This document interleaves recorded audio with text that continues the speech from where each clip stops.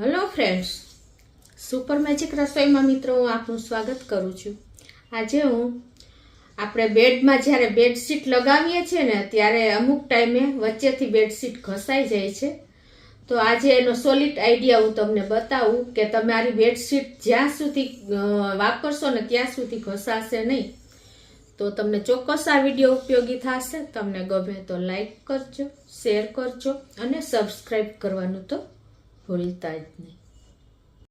તો મિત્રો, જો આપણે બેડશીટ પાથરી છે ત્યારે આપણા વચ્ચેનો ભાગ હોય છે ને, જ્યાં સૂતા હોય ને ત્યાં બેડશીટ વધારે ઘસાઈ જાય છે. તો આપણે થોડોક ટાઈમ થાય ને ત્યાં આજુબાજુ એવી ને એવી બેડશીટ હોય છે અને વચ્ચે ઘસાઈ જાય છે, એટલે આપણે કાઢી નાખવી પડે છે. તો તમે જો આ રીતે આઈડિયા મારશો ને તો તમે લોંગ ટાઈમ સુધી બેડશીટ વાપરી શકશો. તો એના માટે શું કરવાનું મિત્રો, જો હું અત્યારે તમને લગાવીને જ બતાવી દઉં કે આ બેડશીટ છે એને જો આપણે બેડશીટ અત્યારે ફૂલ સાઇઝમાં જ આવે છે.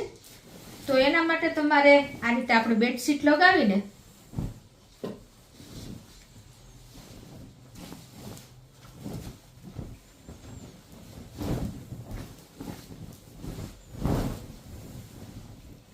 તો જો મિત્રો, આપણે જ્યારે બેડશીટ લગાવીએ છીએ ને ત્યારે બધી બાજુ સરખી રહે ને એ રીતે આપણે બેડશીટ લગાવીએ છીએ, બરાબર.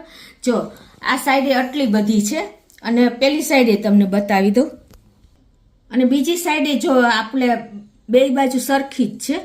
એટલે તમે પછી હવે બીજી વાર બેડશીટ લગાવો ને ત્યારે શું કરવાનું, તમારે જગ્યા ચેન્જ કરવાની છે બેડશીટની. એટલે તમારે શું કરવાનું કે તમારે આવી રીતે કટ ટુ કટ બોર્ડર આવવી જોઈએ. આ રીતે તમે લગાવો છો ને તો બીજી વખત તમારે જે આ જગ્યા નીચે હતી ને એ તમારે વચ્ચે વહી જશે. એટલે આ રીતે તમારે કટ ટુ કટ બોર્ડર લેવાની. એટલે જે આપણે સૂતા હોય ને એ ભાગ આવતો હોય ને એ ભાગ તમારે વચ્ચે જતો રહેશે. ટૂંકમાં તમારે થોડી થોડી જગ્યા ફેરવતી રહેવાની બેડશીટની. અને કાં તમે છે ને આખી બેડશીટ આવી રીતે કરી શકો, ટ્રાન્સફર કરી નાખવાની. આ રીતે આડી છે તો તમારે આ રીતે ઊભી લગાવી દેવાની. તો આ રીતે જો આપણે આડી એક વખત અને એક વખત ઊભી લગાવશે ને તો પણ તમારી જગ્યા બદલી જશે બેડશીટની. જે જગ્યાએ આપણે સૂતા હોય ને એ જગ્યા થોડી ચેન્જ થઈ જશે. એટલે થોડી થોડી જગ્યા બદલતી રહેશે અને બેડશીટની, એટલે તમારી બેડશીટ જલ્દી ઘસાશે નહીં અને લાંબો ટાઈમ સુધી સારી રહેશે. તો મિત્રો, તમને ખ્યાલ આવી ગયો ને કે આપણે બેડશીટ લગાવીએ છીએ ને ત્યારે ચારે બાજુ સરખી વચ્ચોવચ્ચ બેડશીટ લગાવીએ છીએ. તો આપણે એક જગ્યાએ જ રહીએ છીએ, આપણે સૂતા હોય એ જગ્યા જ એક સરખી જ આવે છે, એટલે આપણી બેડશીટ ઘસાઈ જાય છે. પણ મેં તમને કીધું ને એમ તમારે થોડીક cut to cut bedsheet change કરવાની. એટલે કે થોડીક આપણે સૂતા હોય ને એ ભાગ વચ્ચે વયો જાય અને પેલી સાઈડે એ ભાગ થોડોક નીચે જતો રહે. એટલે આ રીતે જગ્યા બદલતી રહેશે ને બેડશીટની થોડી થોડી, તો પણ તમારી બેડશીટ લાંબો ટાઈમ સુધી ઘસાશે નહીં અને તમે લોંગ ટાઈમ સુધી વાપરી શકશો મિત્રો. તો આ રીતે તમારે આઈડિયા મારવાનો છે.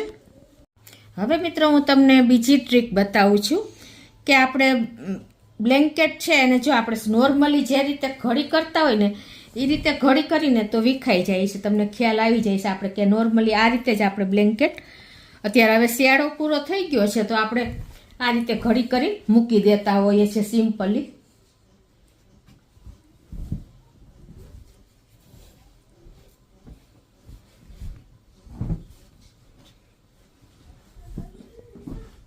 આ રીતે આપણે મૂકી દેતા હોઈએ છીએ, બરાબર. હવે આ બ્લેન્કેટ છે ને આપણે વિખાઈ જાય છે અને જગ્યા પણ થોડીક ઝાઝી રોકે છે. જો આમ હોય તો આપણે બાળકો હોય કે ગમે તે હોય ને તો છોકરાઓ વીખી નાખે છે અને કબાટમાં પણ વિખાઈ જ જાય છે. તો આ તમને એકદમ સરસ અલગ જ રીતે હું તમને ફોલ્ડ કરતા બતાવું છું કે તમારું બ્લેન્કેટ વિખાશે પણ નહીં અને થોડી જગ્યામાં સમાઈ જશે. તો એના માટે શું કરવાનું મિત્રો, તો આપણું બ્લેન્કેટ વિખાય નહીં અને આ રીતે તમારે પેલા બેડ ઉપર લગાવી દેવાનું છે. તો આ રીતે પેલા આપણે છે ને બેડ ઉપર બ્લેન્કેટ પાથરી દેવાનું, પછી તમારે આ રીતે ફોલ્ડ કરવાનું છે. આ રીતે તમારે જો તમને ખ્યાલ આવી જતો આ રીતે આખું બ્લેન્કેટ આવી રીતે સીધે સીધું ફોલ્ડ કરી દેવાનું છે. તો આ રીતે જો આપણે ફોલ્ડ કરી લેવાનું છે. આ અડધું આવી રીતે ફોલ્ડ કરી અને પછી તમારે પાછું આ રીતે આમ સીધું કરી દેવાનું છે. આ રીતે પાછું આપણે ફોલ્ડ કરેલું આ રીતે સીધું કરી દેશું. તમને ખ્યાલ આવી ગયો ને? જો આ નીચે અડધું જતું રહ્યું છે આપણે ફોલ્ડ કરેલું. આ રીતે ફોલ્ડ કર્યા પછી અંદરની સાઈડ પછી તમારે આ રીતે બે સાઈડથી હાફ હાફ કરી દેવાનું છે ફોલ્ડ કરેલું. આ રીતે જો આપણે હાફ પાછું ફોલ્ડ કરી દીધું એ જ રીતે હવે આ બાજુથી આપણે હાફ ફોલ્ડ એની ઉપર કરી દેવાનું છે.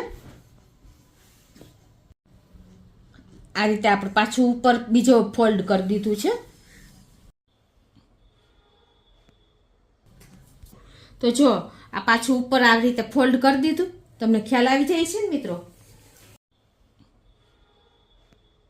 પછી તમારે શું કરવાનું છે કે આ રીતે તમારે ફોલ્ડ કરવાનું છે સામેથી, બરાબર.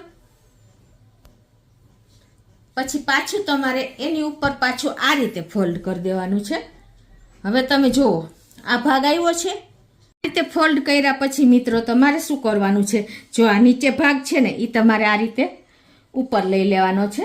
આ જે નીચે આપણે આ ભાગ આવશે ને આ ભાગ ખુલ્લો એ તમારે આ રીતે ઉપર લઈ લેવાનો છે.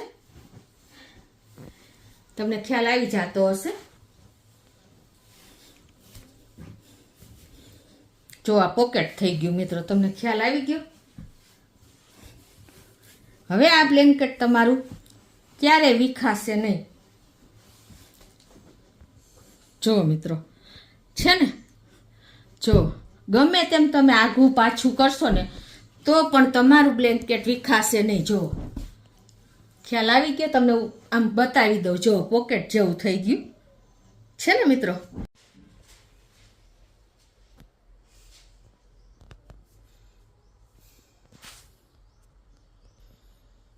આ બ્લેન્કેટ તમે ગમે ત્યાં બાળકો નાના હશે ને તો તમે રૂટીન વાપરતા હશો ને દરરોજ ઘડી આ રીતે કરશો ને તો બાળકો પણ તમારું બ્લેન્કેટ વીખી નહીં શકે અને તમારે પીલો કવર તરીકે પણ ઉપયોગ કરી શકશો. જો